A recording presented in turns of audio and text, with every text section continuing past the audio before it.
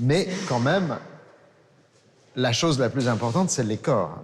On est d'accord. Sí, Ce sont les totalmente. corps humains, ce sont les gestes. Sí, sí. Y este gesto de la gente en una sublevación, en una insurrección, también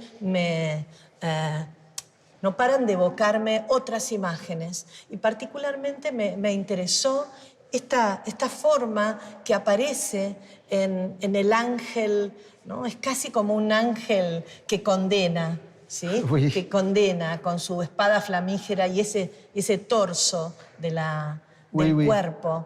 Tu m'as montré ça tout à l'heure, cet ange qui est une vieille représentation du jugement dernier.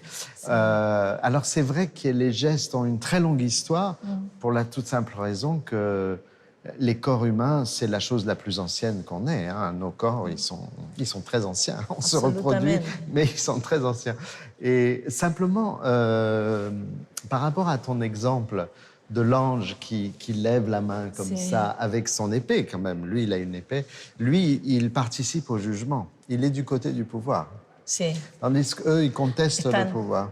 Ce qui est intéressant, c'est que les mêmes gestes, comme nous avons en commun l'intérêt pour ce grand historien de l'art, hein, Aby Warburg, qui faisait beaucoup d'analyses sur la survivance ou la persistance des gestes dans l'histoire, c'est que les gestes peuvent être les mêmes, mais avoir des significations complètement différentes. Absolutamente, porque tal cual como señala él en torno a este concepto de Pathos-Formeln o de fórmulas del expresivas, son fórmulas que son históricas, que tienen su anclaje en un determinado momento, ¿no? Tout à fait. Que a diferencia de un arquetipo que pareciera atemporal, esto se ancla en un momento y entonces sí cobra dimensiones distintas una misma imagen o forma,